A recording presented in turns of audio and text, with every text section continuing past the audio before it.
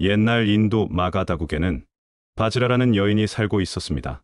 그녀는 지성과 아름다움을 겸비한 사람이었고 젊은 시절 누구보다 뜨겁고 순수한 사랑에 빠졌습니다. 자신의 모든 감정과 진심을 한 사람에게 온전히 내어주었지요. 하지만 그 남자는 어느 날 아무 말 없이 떠나버렸습니다. 바지라는 큰 상실감에 빠졌고 며칠을 슬픔 속에 지내다 결국 출가를 결심합니다. 그리고 부처님께 물었습니다. 세존이시여, 저는 제 모든 마음을 다 주었지만 그 마음은 짓밟혔고 저는 버림받았습니다. 어찌하여 사람의 마음은 이렇게 아픈 것이옵니까? 부처님께서는 조용히 말씀하셨습니다. 바지라야, 그대는 마음을 준 것이라 생각했지만 그 마음으로 상대를 소유하고자 했던 것이네. 마음을 나누는 것과 집착하는 것은 다르다. 진정한 자비는 상대의 자유를 인정하는 것이니라. 그리고 덧붙이셨습니다. 마음을 다 쏟지 마라. 그 마음은 그대 자신의 것이며 그 마음을 지키는 책임 또한 그대 자신에게 있느니라. 이 말씀은 단순히 마음을 아끼라는 뜻이 아닙니다.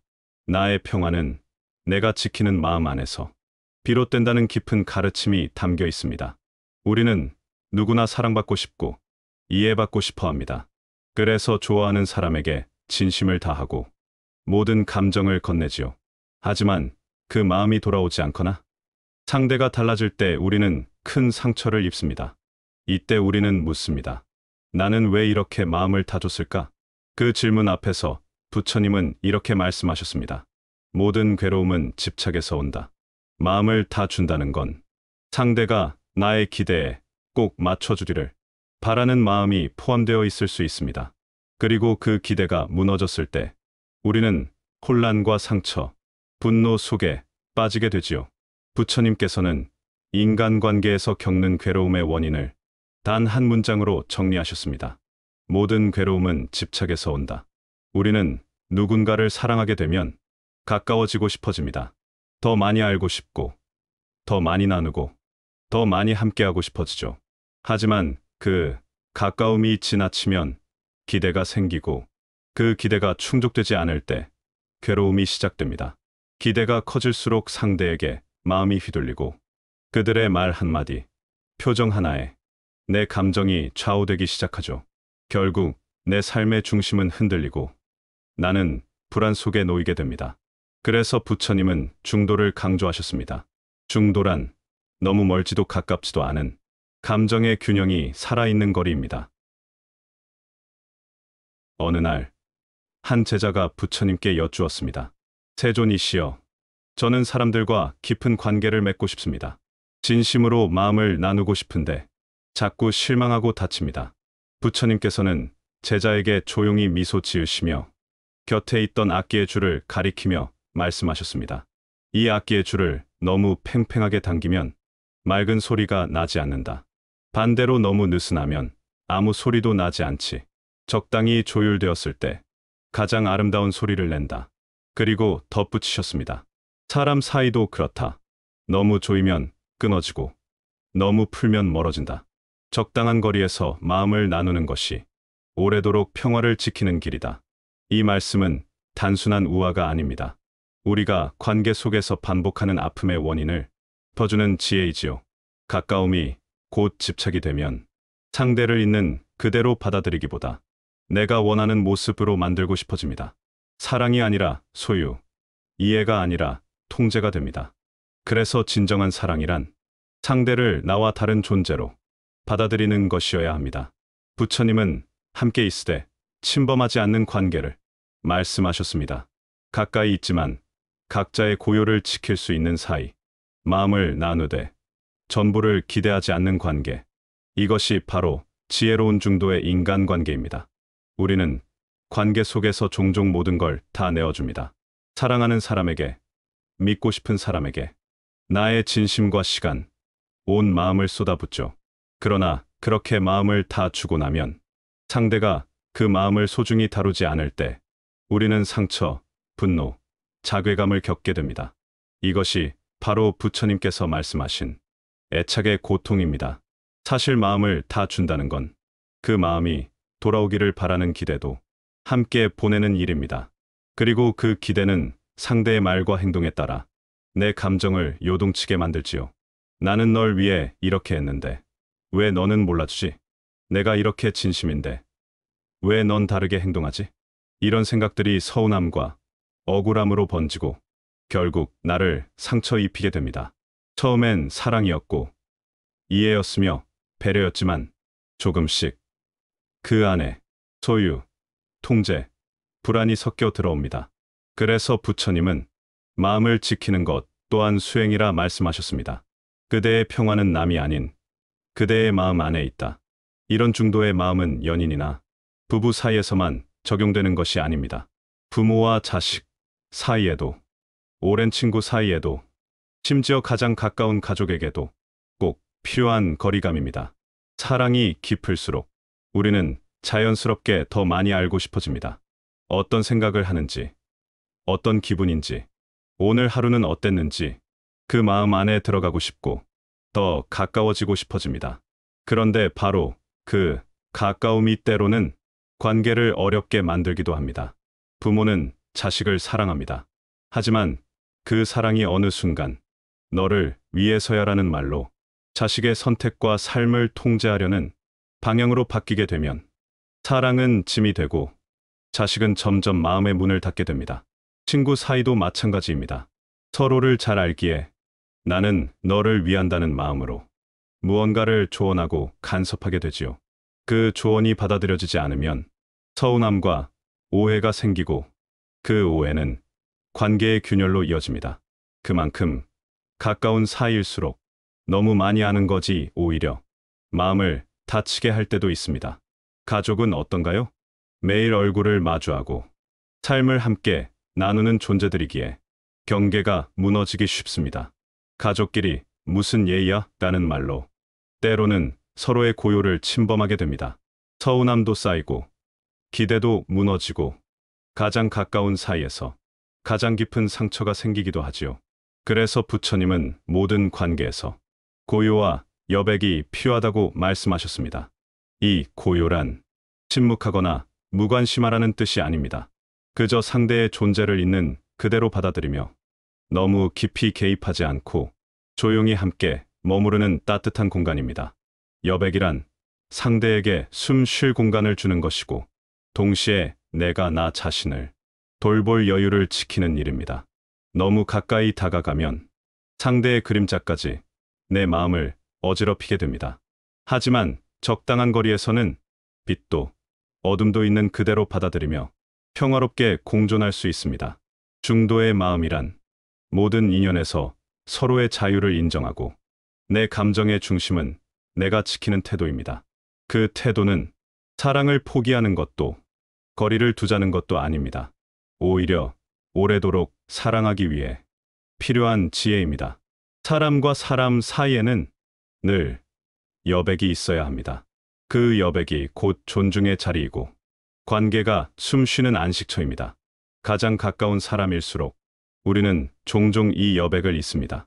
하지만 그 거리는 차가운 벽이 아니라 함께 오래 가기 위한 다정한 간격일지도 모릅니다. 우리는 종종 마음을 전부 주는 것을 진심 또는 자비라고 착각합니다. 그러나 그 속에 기대와 집착이 깃들어 있다면 그건 오히려 자신을 잃는 길이 됩니다. 마음을 다 준다는 건 결국 그 사람의 반응에 내 평화를 맡기는 행위가 됩니다. 그 사람이 친절하면 마음이 놓이고 차가워지면 나는 무너집니다.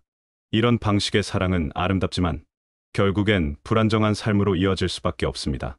부처님께서는 이렇게 말씀하셨습니다. 애착이 크면 고통도 크고 노는 마음이 깊을수록 자유는 가까워진다. 애착을 줄이고 마음을 지키는 건 정이 없는 사람이 되는 게 아니라 자기 자신을 돌볼 줄 아는 사람이 되는 것입니다. 내 감정의 중심이 내 안에 있어야 누군가의 말 한마디에 무너지지 않고 삶의 중심을 잃지 않습니다. 그래서 부처님께서는 마음을 다하지 않는 지혜를 가르치셨던 것이지요. 우리는 종종 누군가에게 마음을 깊이 주면서 그것을 자비라고 여깁니다. 나는 너를 위해 최선을 다했어. 진심으로 도와주고 싶었어.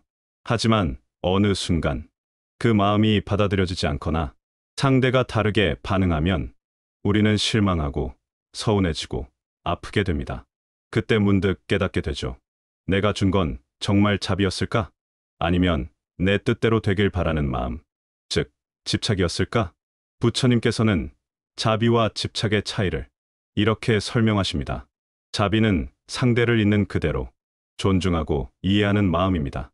그 사람이 나와 다르더라도 그 삶의 흐름을 받아들이는 태도죠. 기대하지 않고 강요하지 않고 그저 따뜻한 시선으로 바라보는 것. 그것이 진정한 자비입니다. 반면 집착은 겉으로는 배려처럼 보일 수 있지만 속에는 내 뜻대로 되길 바라는 욕망이 숨어 있습니다. 나는 널 위해 이렇게 했는데 왜 넌 달라지지 않는 거야? 이 정도면 알아줘야지. 이런 생각이 들기 시작했다면 그 마음은 이미 자비를 벗어나 통제와 기대의 감정으로 옮겨가고 있는 것입니다. 자비는 상대를 자유롭게 하고 집착은 상대를 묶어두려 합니다.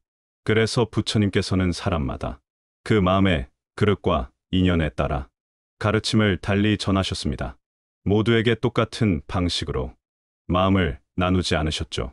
어떤 이에게는 말없이, 어떤 이에게는 비유로, 또 다른 이에게는 긴 시간의 침묵으로 다가가셨습니다.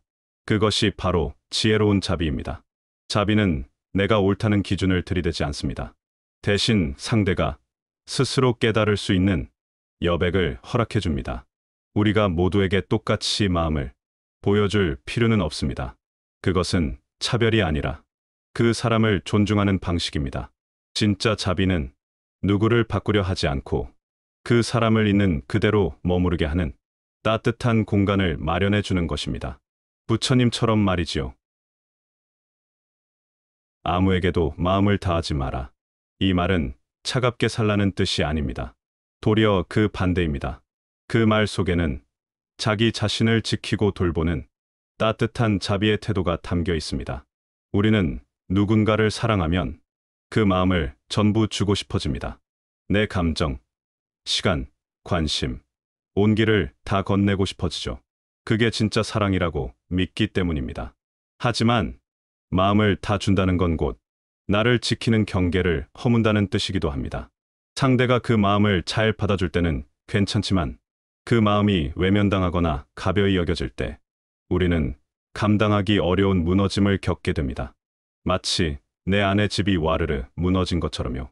그래서 부처님께서는 이렇게 말씀하셨습니다. 마음을 다 주지 마라. 그대는 그 마음을 지킬 책임이 있다. 이 말씀은 마음을 감추고 인색하게 대하라는 의미가 아닙니다. 그저 자기 마음의 주인은 나 자신이어야 한다는 지혜의 조언입니다. 사람은 언제든 변하고 관계는 언제든 달라질 수 있습니다. 상대의 변화에 따라 내 감정이 휘청이고 무너진다면 그 마음은 이미 내 것이 아닌 것이겠죠. 그러니 마음을 다 주는 대신 마음을 남겨두는 법을 배워야 합니다. 그 남겨진 마음은 의심이나 거리낌에서 나온 게 아닙니다. 그건 스스로를 아끼고 존중하는 여백입니다. 내가 무너지지 않도록, 삶이 요동쳐도 중심을 지킬 수 있도록 남겨두는 마음의 공간이죠.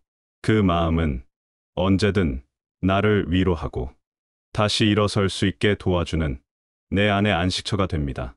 부처님께서는 인간관계에 대해 늘 중도의 길을 말씀하셨습니다. 너무 가깝지도 너무 멀지도 않은 거리. 사람과 사람 사이에 숨 쉴 공간을 남기는 지혜. 그 중도의 태도는 누군가에게 기대지 않으면서도 진심은 나눌 수 있는 건강한 마음의 방식입니다. 사랑하지만 소유하지 않고, 배려하지만 강요하지 않고, 함께하지만 침범하지 않는 관계. 그것이 바로 마음을 다하지 않는 사랑입니다. 우리는 살아가는 동안 수많은 사람들과 마음을 나누게 됩니다. 그때마다 스스로에게 물어보세요. 이 마음, 정말 다 줘도 괜찮을까? 내가 지금 나를 지키고 있는가? 그리고 그 질문 앞에서 잠시 멈추고 숨을 고를 수 있다면 당신은 이미 부처님의 가르침 가까이에서 지혜롭게 살아가고 있는 것입니다.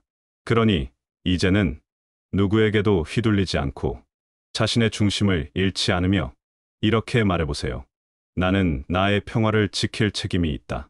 그 어떤 인연보다 내 마음이 먼저 평화롭기를 바란다. 마음을 주는 건 아름다운 일이지만 그 마음을 지키는 것도 같은 만큼 소중한 일입니다. 누구에게도 내 평화를 맡기지 않고 내 감정의 주인이 되는 것.